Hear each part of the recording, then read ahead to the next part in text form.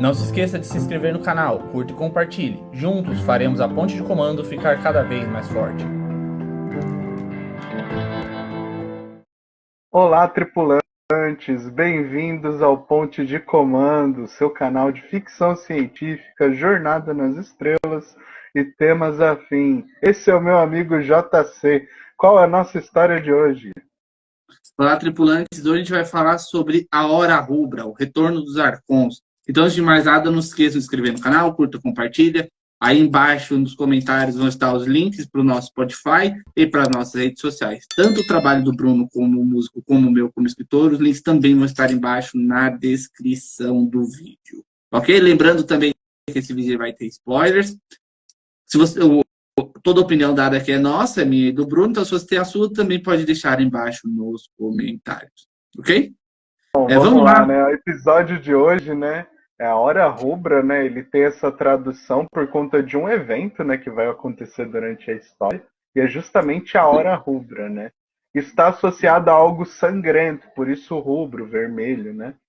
E tem um nome em inglês que é o Retorno dos Arcons, né? Que seria a tradução literal. Esse episódio, né? Ele tem a história dele original, ela foi escrita pelo Gene Roddenberry mesmo. E o roteiro adaptando a história foi pelo Boris Sobelman. Ele é parte, né, do final da primeira temporada de Star Trek e ele foi exibido em 9 de fevereiro de 1967, logo no segundo mês já do final. Bom, tem alguns convidados, né? São 3 personagens diferentes aí que a gente vai ver, né? Incluindo um deles, né, que aparece, que é o Tamar, né? Que ele depois, lá na terceira temporada, ele vai surgir também naquele episódio do asteroide Ionada, né, em que ele vai fazer o idosinho, né? E tem aqui a Brianne Farrell, que vai ser a Tula, né? O Charles Macaulay, que é o Landro mesmo, né, que vai ser o vilão dessa história. O John Loomer como o Raccoon, que vai ser o idoso, que vai ser o X9 da história. E o Christopher... Qual que é a sinopse, então, Bruno? A sinopse, ela se passa na data estelar 3156.2, como a gente já comentou aqui.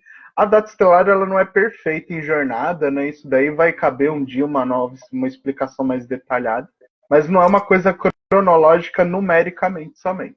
Bom, a Enterprise estava em órbita do planeta Beta 3, né? Com a missão, né, de investigar o desaparecimento de uma nave que 100 anos no passado desapareceu ali, a USS Archon. Em Terra, né? Já a cena abre o episódio com uma música super, assim, de suspense. Assim, e o Sulu e o Tenente O'Neill, né? Eles estão correndo, fugindo dos locais do planeta, né? Vestidos em túnicas, né? É meio assustador, assim, achei. Eu gostei do cenário, né? Que aparece um cenário de uma cidade cenográfica antiga, né? Dos Estados Unidos, né? E assim, o O'Neill, ele corre desesperado, enquanto o Sulu espera para ser teletransportado. Porém, esses seres com túnicas, né, que a gente vai ver que eles são os inquisidores, né, da história, né, eles jogam um raio que deixa o Sulu em transe, e aí ele é transportado para a nave. É assim que começa a nossa história. É isso aí. Já começando com o pé na porta, teve esse lance dos encapuzados. O visual é bom, é simples, não tem muito... É mínimo, mas funciona. Essa espécie desses monges vestindo capuz e esses bastões. Dementadores, né? Parece, né? Não, eles têm um visual meio morte, assim, de filme do Zé do Caixão, sabe? Quando tem um personagem no cemitério e a morte passa longe. Assim, não é preto o capuz dos caras, eles também estão segurando uma foice, mas em alguns takes, isso eu achei legal. Em alguns takes, o capuz deles esconde completamente o rosto e a cabeça. Então fica só um capuz branco, um capuz de escuro. Morte. Eu achei isso aqui muito legal, de morte. Eu achei isso aqui muito bacana. O Spock vai vir com um capuz preto. Aí o Spock vai estar de morte. É para cobrir as orelhas, né, no caso. Eu achei isso aqui muito bom, achei isso aqui muito legal. Esse episódio, sim, ele foi muito bacana, eu gostei bastante dele. Tá muito acima de alguns outros episódios que a gente viu anteriormente. Mas, enfim. Bom, o grupo de desembarque, eles descem pro planeta e para procurar o Sul... corta. O grupo de desembarque desce pro planeta para procurar o O'Neill e para entender o que está acontecendo. Chegando lá, eles encontram uma sociedade meio que robotizada. Não que eles sejam robôs, mas que todo mundo segue o mesmo padrãozinho, o mesmo biscoito dentro de um pacote. Todo mundo é igual, todo mundo anda do mesmo jeito, todo mundo se veste igual, todo mundo faz o mesmo cumprimento. Todo mundo é padronizado. Esse cenário ele é o mesmo que foi utilizado em Nier. Então, se vocês reconhecerem alguns pontos, é porque é o mesmo cenário. E enquanto eles estão caminhando, eles encontram um dos transeuntes e ele pergunta de onde eles vieram, quem são eles, e eles estão ali para a Hora Rubra. Festival, né? O festival. E aí eles falam, a gente veio de longe, e eles tentam dar um migué, e aí aparece a Tula, que ela é filha de um cara que tem uma casa, que é como se fosse uma pousada. É como isso, do Lindstrom. A gente não sabe o nome dele ainda, mas ele vai aparecer depois. E aí, enquanto eles estão conversando, acontece a melhor cena do episódio, pra mim, assim, foi disparado, muito boa essa cena, que o relógio, ele bate certo tempo, 18 horas, se eu não me engano, e o pau começa a quebrar. Na verdade. 6 da manhã. É 6 da manhã. E 6 da manhã, né? E o pau começa a torar, e todo mundo começa a gritar, e correr, e pular, e dá a entender que... Exatamente. E o pau começa a torar, e aí dá a entender que começa um surubão também, porque, tipo, homens e mulheres começam a se agarrar, e louco o negócio. E os caras começam, e assim, não é como se fosse uma coisa isolada. Os caras começam a carregar mulheres, tipo, pra cima e pra baixo, todo mundo se pegando. A mina, a Tula, pula em cima do outro cara também, os dois começam a se agarrar. Assim, não dá pra passar o óbvio que aconteceu, porque é um seriado que atingia o público juvenil, a criançada. Mas para quem é mais velhinho, que já assistiu tanto filme quanto a gente, já sabe entendeu que começou uma orgia do cacete, todo mundo se pegando, e o pau tava torando mesmo. Começou um negócio meio caríssimo. Exatamente. E aí, galera destruindo tudo, quebrando, galera brigando, jogando pedra. Nas minhas pesquisas que eu fiz, um dos atores tomou uma pedrada de verdade, pelo que eu li. Ele tomou uma pedrada na cintura, mas ele não parou, porque senão ia estragar a cena, então ele continuou correndo com a cintura machucada. E começou uma loucura e... Nossa, muito bom isso aqui. E isso aqui é uma abertura de episódio que me pegou de surpresa real. Top. Produção de jornadas aqui, foi além do limite, cara. Foi muito bom. Eu confesso que eu não lembrava que isso acontecia. Eu acho que eu assisti esse episódio só uma vez, quando eu era muito pequeno. E quando eu vim assistir agora, eu fiquei surpreso. Falei, caramba, mano, que negócio sinistro, cara. Que negócio sinistro. Sabe o que isso aqui me lembra? E aí ele foge. Eu ia até falar isso depois. Então, isso aqui me lembra o seguinte. Anos depois, essa mesma ideia... Eu ia até falar isso, depois eu vou falar agora. Parece ter sido chupinhada pela franquia Uma Noite de Crime. Eu não sei se o Brunão já assistiu Uma Noite de Crime. Acho que não, o Brunão não curte muito filme de terror. Mas Uma Noite de Crime tem essa mesma ideia. De que para você liberar todos os seus instintos violentos e agressivos, uma vez no ano, todos os crimes são permitidos.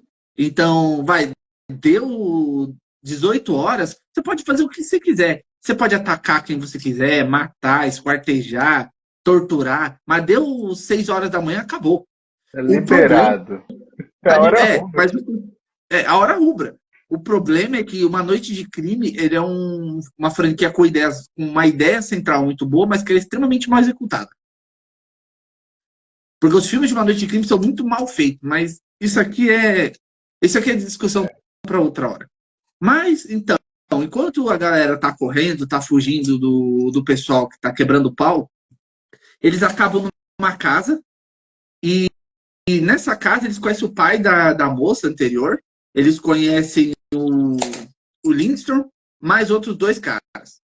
E aí não demora muito para o Lindstrom e companhia perceber que eles não são do planeta, que eles, na verdade, não são nem do vale onde eles falam.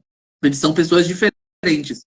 E aqui aparece o personagem mais insuportável desse episódio, que é aquele velho arrombado. Eu esqueci, eu acho que nem falo o nome dele. Grupo. Que, nossa, dá até coceira. Sempre tem um personagem pra tirar a gente do sério. Bruno, o que você achou até agora do episódio? Cara, a parte do X9 eu achei que foi uma pimenta legal na história, né? Porque já começa, na hora que eles desceram, eles já desceram num problema. Eles desceram na hora que começou o festival, né? E assim, o festival dura o dia e a noite inteira até o outro dia. É 24 horas de loucura autorizada. Entendeu? É um dia de loucura autorizada esse festival. E assim, quando eles entram na casa do Lindstrom, eles estranham porque os jovens não estão no festival. Que eles acham que eles são da mesma espécie, né? Que é tudo humanoide, tudo com cara de humano, né? Coisa de jornada. E assim, o velhinho mais fanático do Landro, né? Ele nota que eles não são do grupo, mesmo que o Sulo estava falando. E ele fala, vou avisar os legisladores, os inspetores.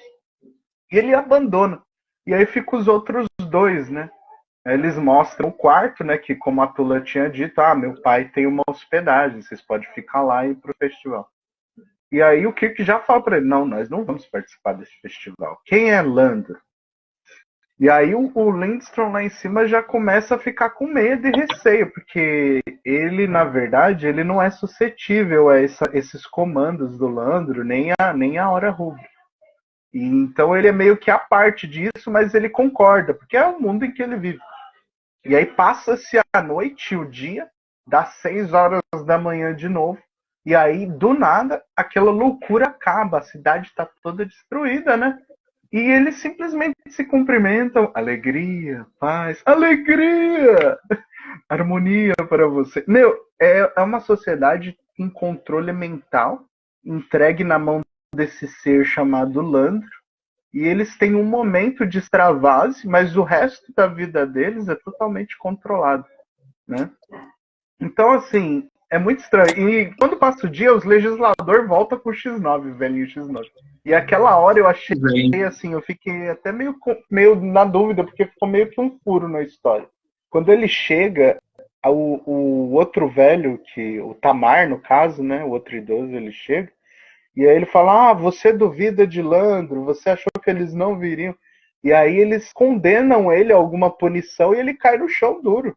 Então ali eu fiquei pensando, o Tamar morreu? O Tamar morreu, na sua opinião?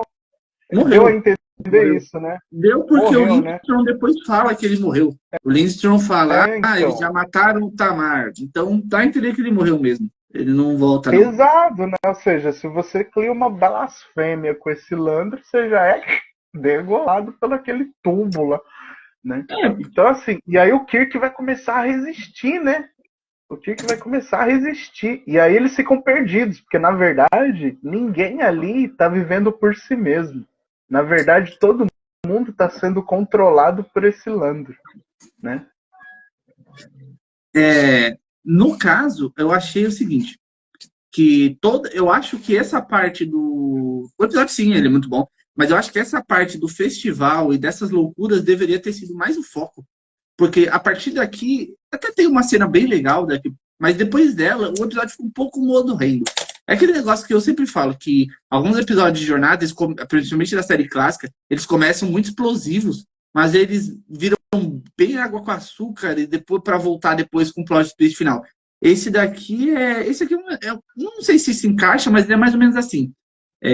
Bom, o velho X9, ele volta, como o Bruno falou, ele volta com legisladores.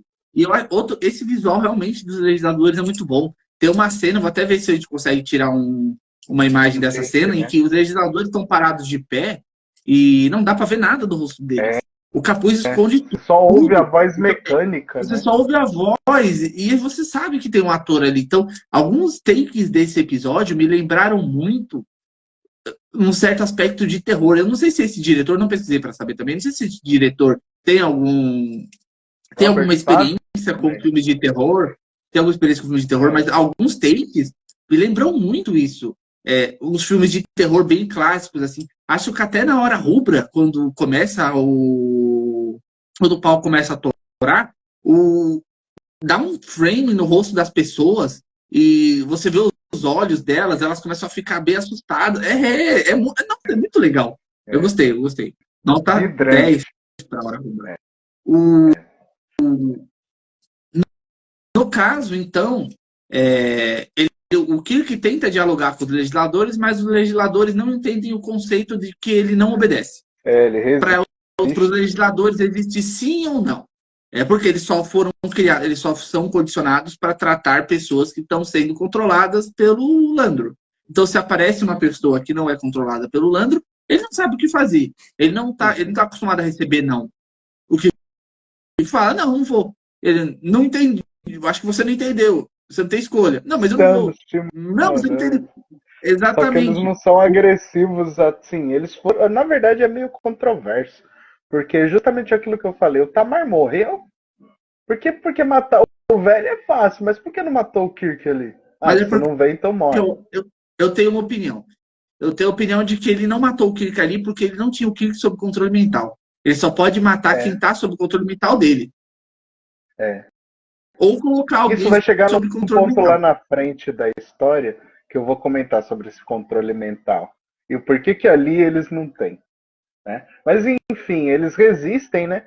E aí eles resolvem fugir da presença dos legisladores enquanto eles aguardam ordens do Landro. Porque eles não sabem o que fazer. E aí o Lindstrom fala, é melhor vocês saírem daqui, porque senão eles vão vir, vão ter mais gente, vai dar problema. E na hora que eles saem da hospedagem, é uma outra cena que eu achei muito filme de terror, me lembrou o especial que a gente fez do Cemitério Maldito um pouco. É um climão. Eles estão no meio da rua, as pessoas estão andando, alegria, paz, harmonia, muito lindo. Aí, de repente, todo mundo vira a cara para eles e começa a pegar os paus e pedras do festival e vai linchá-los. É uma multidão de gente no meio da rua. Cara, isso daí é assustador. Isso aqui me lembrou muito Resident Evil 4.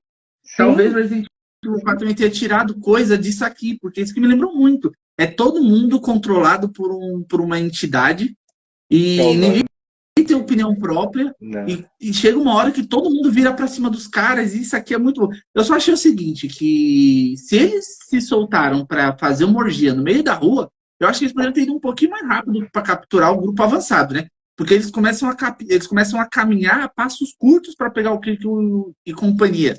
Só que a gente viu anteriormente que eles se jogavam de janela. Então isso aqui não é muito crime. Para mim, isso aqui foi só para dar uma oportunidade do grupo avançado. Um drama, né? Uma pequena pausa. Bom, então eles estão fugindo, bem a estilo Resident Evil 4, olha lá os ganados. Sim. Só que eles andam bem devagarzinho. Achei isso meio louco, assim, porque eles. Acho que isso foi só uma coisa para poder ajudar os caras a fugir, porque se os outros jogavam de janela, correr não é nada difícil, né? Sabe os gatos do Cemitério Maldito? Eles vão andando isso. Devagarinho. É um negócio mais uma cena boa, gostei do drama. Mas não, assim, foi aí legal. o Kirk ele parte pra sobrevivência. Só que assim, eles usam o tonteio, né? Eles sempre descem armados, né? Então, ele pegou, o raio de dispersão do phaser atingiu um monte, foi derrubando, aí derrubou mais de novo, né? Convenhamos que na remasterização os caras não... Convenhamos que na remasterização os caras não melhoraram nada ficou original phaser, porque ele continua original. Mas enfim. Sim. E aí eles são levados pelo Lindstrom até uma masmorra, onde eles ficariam seguros. Não sei se é uma masmorra, parece um porão. Bruno, o que você achou dessa cena da masmorra? Assim, tem uma parte legal nela, né? Que o nosso objetivo aqui não é contar detalhe, né? Mas tem uma cena dentro desse abrigo, né? Que aí o Lindstrom ele fala da resistência, né? Que há uma resistência. E que ele só conhece um cara que conhece outro cara que conhece outros. Então eles são uma resistência muito embrionária ainda, um grupo muito pequeno que vai crescer pensando em derrubar o controle mental do Landro. E ele mostra para eles que eles têm um achado antigo, meio que arqueológico, de mais de 600 anos, de uma tela, né, que seria algo semelhante ao que hoje a gente tem no século XXI, que é algo até avançado, né, que é uma tela touch, que teria comunicação, né, teria energia, né, e ela é super compacta. E o Spock mesmo fala, isso aqui não condiz com a tecnologia que a gente está vendo aqui em superfície. Porque eles parecem uma sociedade do século XVIII, XVII, né? Que tem carruagem, né? Todo mundo de roupas antigas, né? Então não combina com uma tela touch. Então aquilo é o passado da civilização dele, parece que eles regrediram. E aí na hora que eles chegam, né, surge de novo, né, a questão do Landro, né, aparecendo na frente deles como uma projeção. Isso eu achei muito legal. O Landro tem controle mental, ele tem vigilância. Então eu acho que a vigilância dele não se estende só à mente, mas também ao espaço. Não sei se ele tem algum sistema de câmera, algo assim. Ele monitora tudo e ele tem projeção holográfica onde ele quiser. Então o Landro é o quê? É uma pessoa, é uma máquina, é um programa. A gente vai descobrir isso no final da história. Mas até aqui ele está sendo um vilão, um algoz muito poderoso para o Kirk, para a tripulação. É isso. E aí tem até uma tentativa de conversar com ele para entender o que ele quer e como fazer por ele, mas ele não. Mas é como se ele nem escutasse, ele nem dá nem trela para eles. E aí no final, na verdade, eles mandam uma mensagem para a Enterprise para entender o que está acontecendo.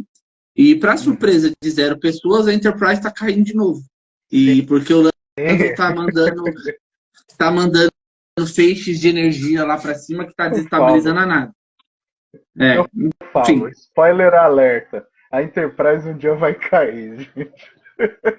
A Enterprise vai cair, mano. Todo episódio tem o esforço que esses caras fazem para derrubar essa nave, eu também não fico nada surpreso. Para mim, ela já deveria ter caído com a quantidade de esforço que eles fazem para essa nave pro chão.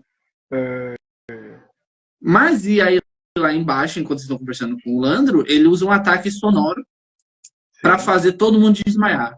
Quando eles acordam, detalhe, e quando eles acordam, tá acontecendo algumas coisas interessantes. Primeiro é que parece que o Spock está dormindo de olho aberto, mas na verdade o Spock não está dormindo de olho aberto.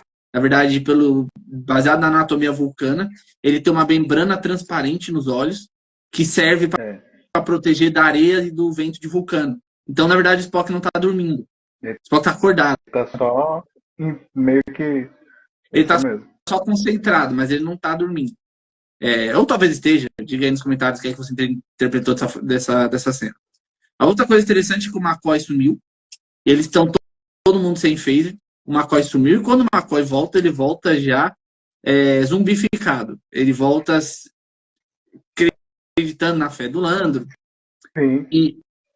E é assim, sobrou para o McCoy. Alguém tinha que se ferrar, né? Sobrou para o McCoy. O que você tem a me dizer sobre isso?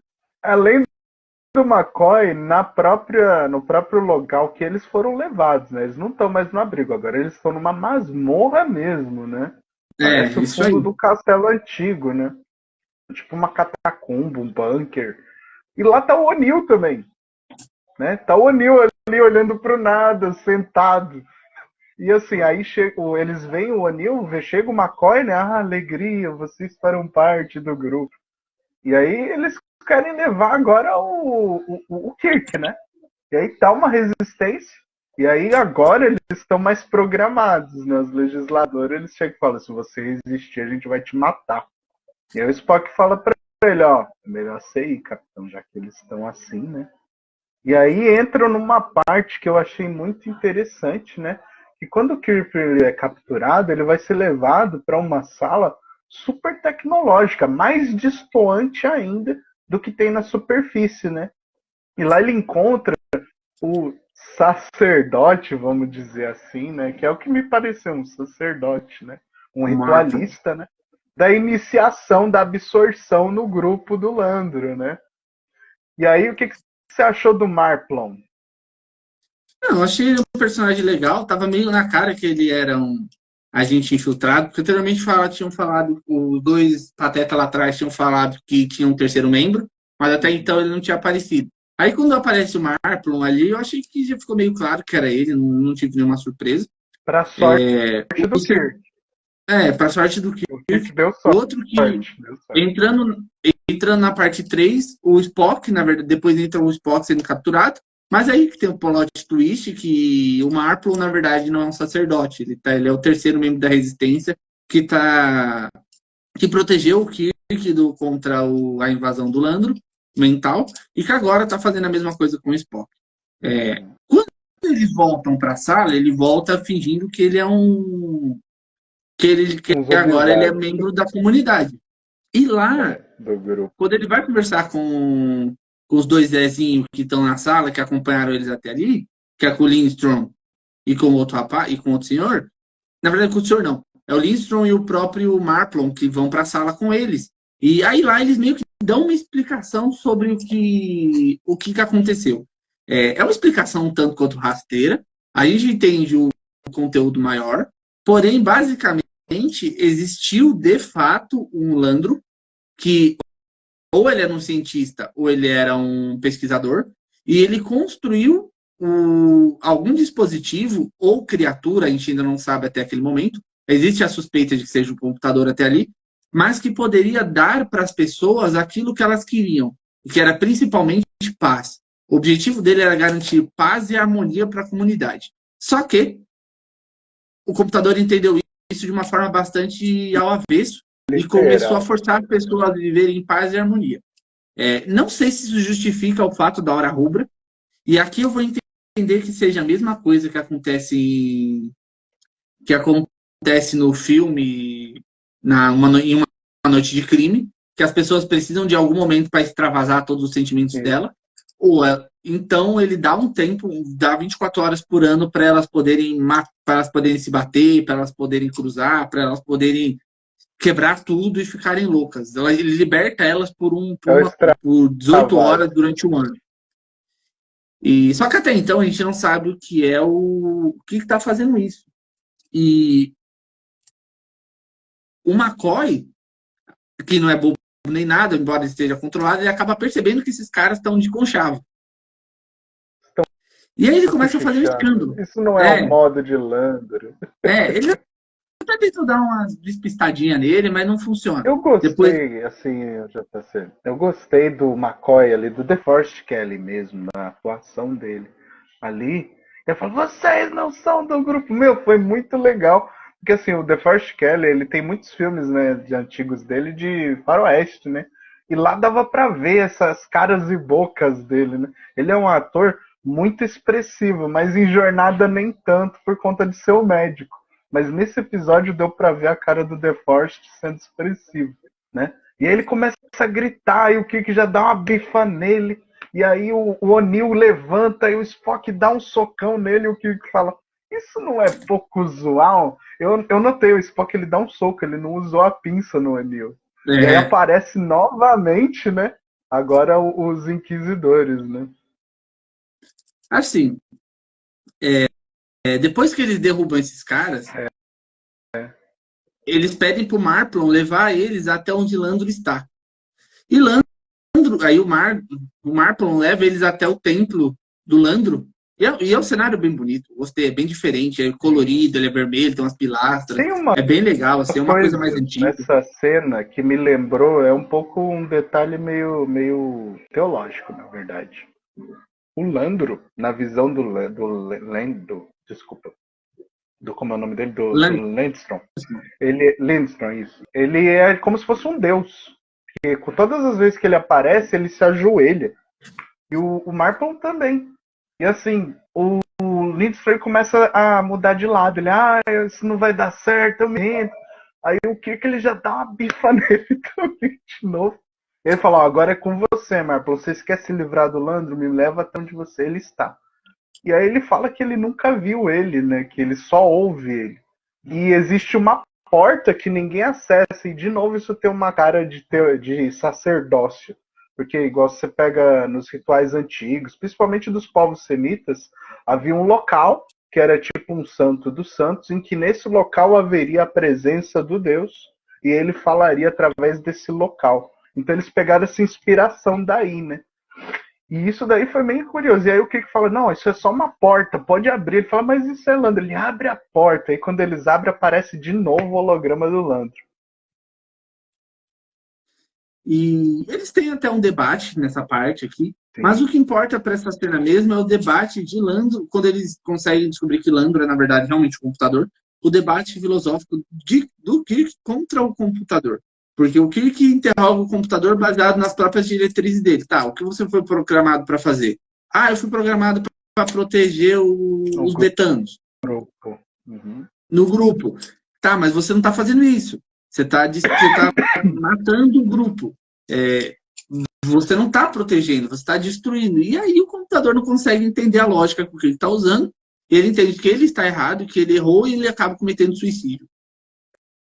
Assim, sendo bem honesto, eu não consigo comprar a ideia de um computador se suicidar, porque toda vez que eu penso nisso, eu penso em Exterminador do Futuro 2, que o T-800 entrega o controle do elevador na mão da Sarah, porque ele fala que ele mesmo não pode se autodestruir. Também, né? Exatamente. Ele fala, eu não posso me autodestruir. E essa é uma lógica bem sensata quando a gente cria uma máquina. Você não cria uma máquina para ela se matar, independente de jogar no poço de lava. Exatamente. Eu não posso me autodestruir, mas você pode fazer isso por mim. Eu posso subir na plataforma, mas você que tem que descer ela. E aí eu acho que nessas discussões de que computador, porque o Kirk sempre acaba conversando com o computador, e eu não sei eu não sei por que razão esses computadores sempre cometem suicídio. Assim, eu não quero ser desrespeitoso com o personagem. Não é tão persuasivo assim. Né? Assim, eu não quero ser desrespeitoso com o personagem, nem com o ator, mas, cara, os computadores preferem morrer a conversar com o Kirk. Vai ter 4 episódios, né? Essa é uma das curiosidades que a gente separou aqui, né? Vai ter 4 episódios em que o Kirk vai falar, né, com as máquinas, né? E elas vão decidir se destruir. No caso é o The Changeling, o Armud e o Ultimate Computer, né? Que vão ser na 2ª e 3ª temporadas, né? E esse daqui é o primeiro, né? Que no caso é o Landro.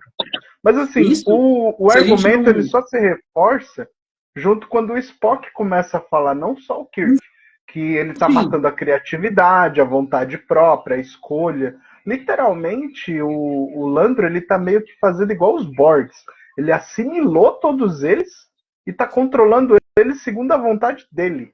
Ele não tá deixando eles viver. E é isso que ele entendeu para se destruir. Mas eu concordo com você, que um computador com esse nível de avanço técnico, ele não ia ser comprado tão fácil assim, não. Mas o roteiro ajudou. O roteiro ajudou. Cara, pensa que esse computador é uma máquina formidável, assim. Os próprios computadores da Enterprise já são gigantescos, porque eles cuidam de praticamente tudo. Esse aqui também nem se fala. Ele controla todo mundo, ele cria holograma do nada, ele controla pensamento, e ele dá ataque sonoro, ele tá tirando a nave de órbita. E aí o Kirk consegue convencer o computador que ele tem que cometer suicídio porque ele não fez o básico, que era cuidar do pessoal. Assim, eu acho meio estranho, mas eu entendo a ideia. Depois disso, o próprio Marple, ele vendo o computador se auto-questionar, sair fumaça, ele fala para o Spock que isso é o verdadeiro Landro. Ali acabou a fé dele na máquina. E aí os legisladores, que pelo visto nasceram com a voz do Landro na cabeça, eles pela primeira vez eles estão tendo vontade individual. E aquilo me lembrou o que a gente vai ver nos Borgs. Lá no episódio do Eu Borg, que mostra o Ryu pela primeira vez tendo vontade individual. Sim. Então é muito parecido. Eu acho que eles pegaram desse episódio e colocaram isso na característica no outro seriado. Mas assim, eles ficaram perdidos, né? Ficaram perdidos pela primeira vez. Na verdade, ficaram livres. Essa lógica é muito de 7 de 9, sabe? De 7 de 9. Quando a Voyager resgata ela não sabe como ser um ser humano. Ela não sabe o que fazer. Ela foi um Borg a vida. Ela foi um Borg desde que tinha 8 anos. Aí ela tem que voltar a ser Annika Hansen, mas ela não sabe que a única pessoa que parece que pode ajudar ela com isso é a Janeway. Mas ela, ainda assim ela comete vários erros, porque ela não sabe até que limite alcançar a humanidade dela. Agora, tem um episódio muito bom de Voyager que chama Os Dentes do Dragão, que ela acaba libertando uma raça que estava em criogenia e que ela liberta porque acha que eles estão, porque seriam mais certos fazer, mas na verdade eles são uns déspotas que saqueavam outros planetas. Então eles se congelaram porque eles perderam uma guerra. Esse episódio é um dos melhores episódios de Voyager. E aqui eu enxergo uma coisa mais ou menos assim. que essa rapaziada agora vai ter que começar a caminhar do zero para poder reconstruir a sociedade deles. Muito bom. Só que aí entra num outro detalhe que vai puxar em um elemento que você levantou na pesquisa. Quando eles fazem isso, o Spock, um momento antes, ele fala pro Kirk que talvez não fosse muito certo destruir o Landro por conta da primeira diretriz. Só que o Kirk, ele lembra ele, isso aqui não se aplica. Eles não são a sociedade que eles eram. Eles estão sendo algemados pela máquina. Então eles não estão sendo mais um ser senciente e autoconsciente de si mesmo. Então, na visão do Kirk, a interpretação da primeira diretriz aqui, ela não se aplicava. Por isso que ele destruiu o Landro. Vamos ser bem honestos? Ficar interpretando a primeira diretriz ao seu gosto e ao seu bel prazer, uma hora daria problema, né? Porque tudo bem. Uma hora vai dar. Uma hora dá problema. E aqui eu discordo do Kirk sobre isso. Beleza, ok. A sociedade estava sendo destruída. Mas não era pelo avanço de uma máquina qualquer que caiu do espaço. Os próprios betanos construíram ele. Tudo bem. E vamos lá, vocês vão achar que eu sou um déspota agora. Não tô falando aqui que é certo o que estava acontecendo. Não tô falando que era legal a hora rubra, ou as pessoas correndo, arrancando a roupa, né? Quebrando. Não tô falando isso. Eu tô falando que se a gente for observar de um ponto de vista da primeira diretriz, a interferência aqui é sim um erro. Porque o Landro foi construído pelos próprios betanos. Não é como se eles escolheram. Não é como se os vulcanos tivessem passado com uma nave em cima do planeta e deixado cair um computador. Ou os romulanos tivessem dado uma arma para... Não, né? A gente vai ter esse debate com o Picard também, com o Cisco. Tudo bem que é uma nave, que é um computador com defeito. Tudo bem que é um computador que teoricamente está com defeito. Mas até aí... E assim, a gente falou de tudo isso, mas a gente não comentou por que era chamado do retorno dos Arcons. Então, isso que eu ia comentar. O furo fica de que, assim, o que aconteceu com os Arcons? Eles foram mortos, gente. A nave foi derrubada e eles foram assimilados e mortos. Quem resistiu morreu e quem sobreviveu virou parte do grupo, né? E todos em 100 anos devem ter morrido. Né? Mas é por isso que eles chamam de Arcons, porque eles eram da nave Arcon, né? Agora, sim, esse episódio ele chama muito a uma inspiração evidente, né? Para quem conhece um pouco aí de literatura, né, mundial, né, e principalmente norte-americana, há um livro, né, feito logo no final da Segunda Guerra Mundial pelo George Orwell, né, chamado 1984, que era a visão do George de como seria o futuro. E para ele, os regimes totalitários, eles seriam modelos para um tipo de governo no futuro em que não seria por humanos tão hipócritas, né, e desonestos como nós somos. E nós entregaríamos a nossa liberdade a uma máquina que trouxesse a segurança de que nós não fôssemos gananciosos nem perversos conosco. E os betanos, não, betatrinos, eles fizeram exatamente isso. Eles entregaram a liberdade deles em troca de segurança e paz, né? E o mais triste, sabe o que eu acho? Isso é um tipo de possibilidade, né? A gente caminha para algo que talvez, se a gente não tomar esse cuidado, de ter algo assim, não do controle mental, mas de achar que a gente tem que abrir mão da liberdade por segurança. E isso é errado. No passado, a gente cometeu esse erro e gerou várias atrocidades no mundo. Muita gente morreu por esse pensamento errado. Assim, observando de um ponto de vista sobre as máquinas controladas, a gente tem muita literatura e tem muita ficção científica assim, né?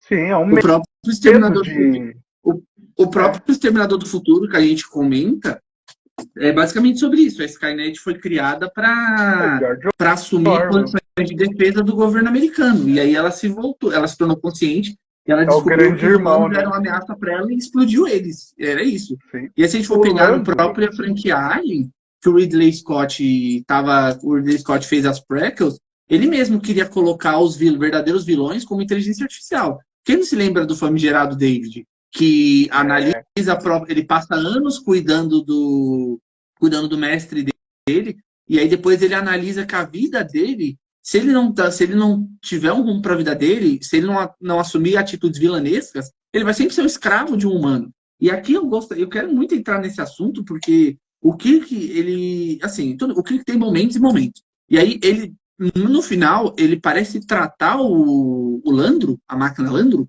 como se fosse um objeto sem alma e digno de pouco interesse e pouca atenção. Ele fala, mas você não tem alma, ele é só uma máquina. Ele não pode entender certas coisas. É um tanto quanto difícil você falar isso depois do que as meninas são feitas, né? Verdade.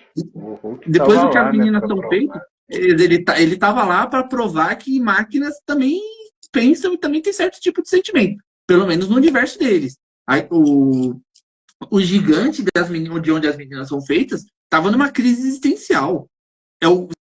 Se a gente for considerar as palavras do Kirk, ele se jogou na frente do Phaser, outro robô que o Kirk ajudou a matar. Corb, Ele né? se jogou na. O Corb Ele também, né? o Corb estava na mesma vibe. O Corb estava enlouquecendo. Ele não sabia a realidade que ele era. Isso significa não ter alma. O Data, ele pode. O que é uma alma? Qual que é o contexto de uma alma? Ele está falando em sentido religioso? Ele está falando em Não. sentido criativo? Então, exatamente. Mas aí, até aí, a gente não sabe. De que sentido que ele está falando sobre ter alma? Sobre ter criatividade? Sobre ter pensamento? Se a gente for falar sobre alma sem ser no sentido religioso e ser no sentido criativo, então o Data tem uma alma. O Data conseguia Tem. fazer ópera. O Data tentava pintar. Ele era muito mais Criatividade. criativo, muito mais humano Sonhava. do que os próprios humanos. Mas Ele assim, sonhava. no caso, o Spock mesmo fala, né, que eles estão. Quando você está estagnado, parado, você está morto, você só está com as funções biológicas ativas. É igual estar em coma. E de fato, os betanos aí, eles estavam em coma, porque não é eles que estavam pensando, era o Landro. Então, nesse ponto, isso é muito errado, né? Ele assimilou eles, ele não deu a escolha para eles quando eles nasceram. Isso é que é o erro, né? É igual o problema dos Borgs, eles não dão escolha, você vai ser assimilado e resistir é inútil. Então eu acho que o erro tá aí, né? Mas assim, essa inspiração do George Orwell e do 84, do Lando ser um espelho, assim, não um reflexo meio distorcido do grande irmão, né, do Big Brother, né? E do sistema ser o Estado, né? Então, assim, eu gostei muito disso, né? Eu recomendo esse livro para qualquer um, mesmo que seja algo do século passado. É uma ficção científica super atualizada, que fala de coisas muito interessantes. Outro que fala bastante sobre o ponto de vista de máquinas é Blade Runner. Eu acho que Blade Runner é uma das melhores obras sobre. Assim, eu tenho meus problemas com o Ridley Scott, mas Blade Runner é uma das melhores obras que tem sobre pensamento de máquina. E, cara, Blade Runner 2049 é uma das melhores coisas que o cinema já produziu. De verdade, o K é um dos personagens mais complexos e mais interessantes que o cinema já produziu. Cara, ele é um robô que ele acredita que ele tem uma mãe. Ele quer se sentir especial. Você sabe o quanto isso aqui é pesado? Ele quer se sentir especial. Ele quer ser humano. A frase mais humanos do que os humanos é muito pesada. E Mas assim, voltando aqui para o Jornada, você levantou um ponto aqui pelo que eu observei. E o Landro, ele não acabou por aqui não, né? Não. O que encheu ele na porrada de phaser, detonou ele lá. Mas ele não acabou por aí, né? Onde é que ele aparece agora? Ele vai aparecer agora lá em Lower Decks. Deixa eu pegar o nome do episódio aqui. É 100 e tantos anos depois, né? 120 anos depois. Deixa eu pegar. Impressionante. O bichinho, vaso ruim não quebra. Bom, ele apareceu lá em Lower Decks.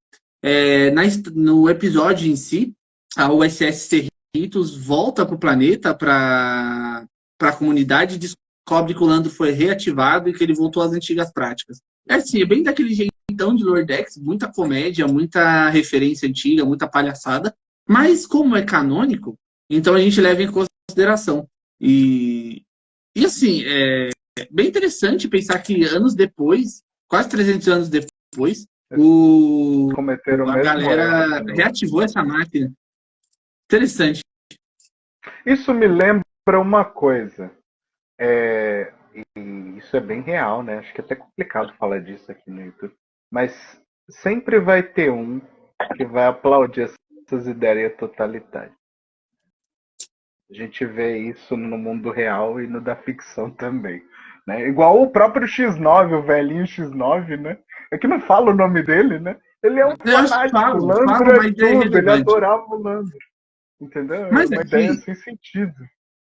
Mas no caso do velhinho, apesar de eu ter zoado ele, chamado ele de velho X9, dá pra entender o lado desse velhinho, porque ele passou a vida toda dele endeusando um computador com uma voz na cabeça dele. Ele já participou de inúmeras horas rubras. Exatamente.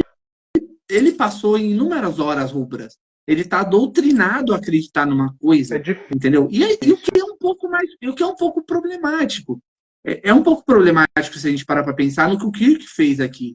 O Kirk, tudo bem, o Kirk é o herói. De novo, a gente não está falando que a situação do Landro é certa. Não. A hora rubra é completamente errada, o controle é completamente errado. Mas a partir do momento em que o Kirk destrói o Landro e só vira as costas e vai embora, não é como se ele tivesse resolvido o problema de uma sociedade. Não, mas não é bem assim. Foi. Ele deixou o cara lá, ele deixou lá o cara da segurança, mas é um cara para mudar todo um contexto de uma sociedade inteira. E aí ele pega e fala, ele até fala, ele faz uma piada. Ele faz uma piada pros caras, pros sacerdotes que estão olhando o Landro queimado, ele fala, pode tratar de arrumar emprego agora. Emprego novo. Eu fico surpreso que os caras não pegaram aquele bastão e acertaram a cabeça dele. É verdade. Porque assim, destruiu ele. Né? Isso aqui é mexer de verdade com a estrutura de uma sociedade. Pelo que eles falam, Landro estava lá há 600 anos, cara. Não é como se ele tivesse sido ativo ontem. Todas as pessoas naquela comunidade não sabem viver. Eles sabem viver de acordo com o que Landro faz eles viverem. E eu não fico um choque da realidade, né? Exatamente. Literalmente. E eu não fico surpreso que a USS Cerritos tenha encontrado Landro ativo novamente. Cara, eu não sei se vocês já pararam para pensar. Isso aqui é meu ponto de vista do JC. Eu não sei se vocês pararam para pensar, mas viver é difícil, cara. Viver não é fácil. Tomar decisões é difícil. Deixa um peso, ser uma pessoa fardo, honesta, né, como Jesus dizia, né? Exatamente. Ser uma pessoa honesta é complicado. Viver em paz é muito difícil.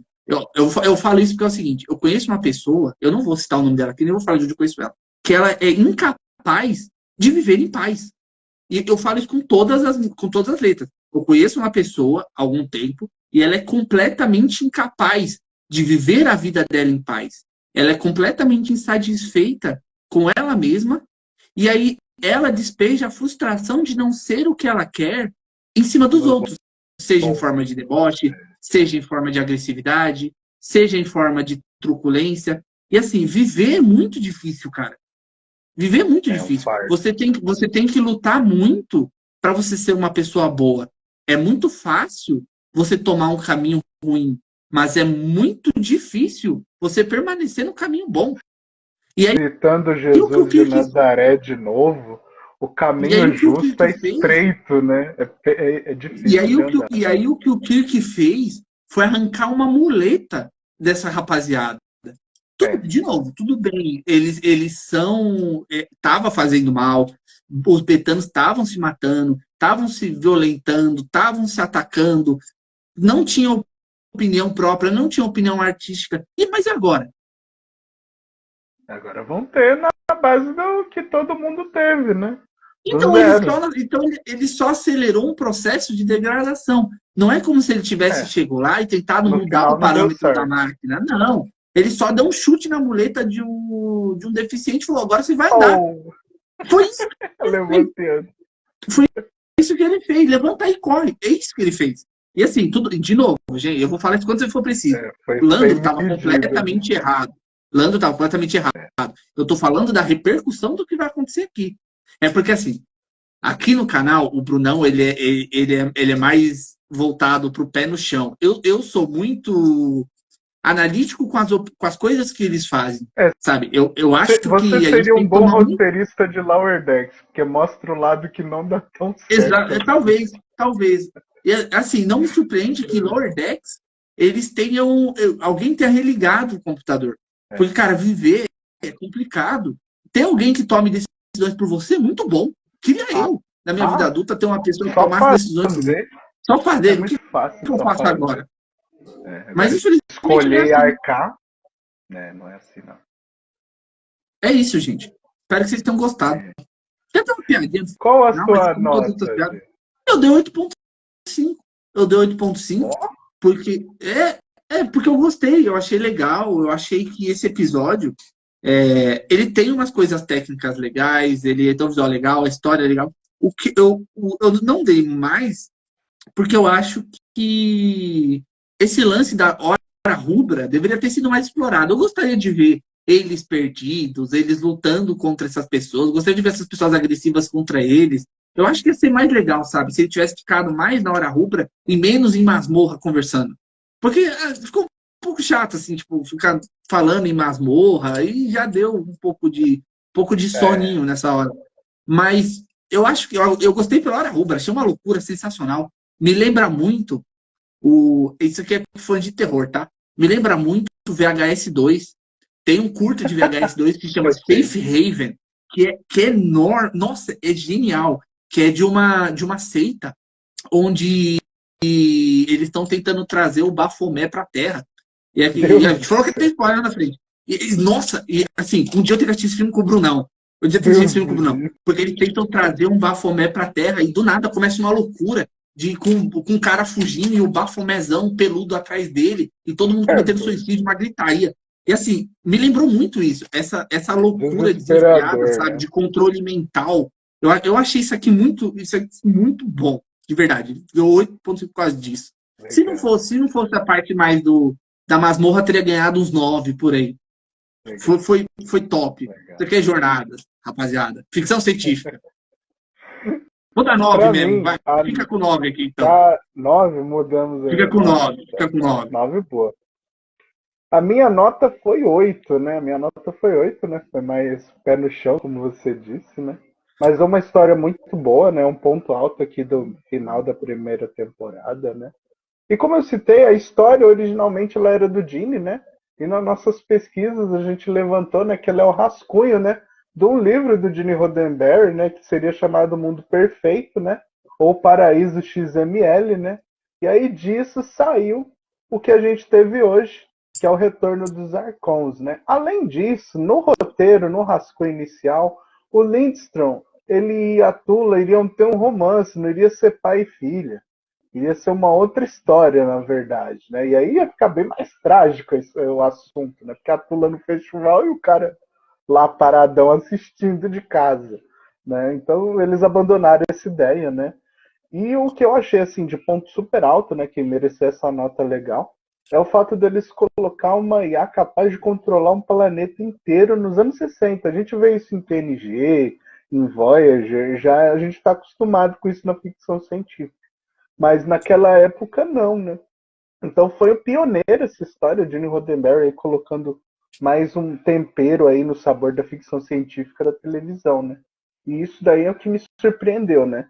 Agora, a parte visual, os bastões que o Spock olha e não tem nada dentro, isso daí é ficção científica. Os caras fazendo ficção científica com túnica, com uma aparência teológica. Cara, é muito diversificado e cheio de pontos interessantes. Então, excelente episódio aí, ponto alto da primeira temporada. É isso. Considerações finais. Bom, gente, é isso aí. Muito obrigado.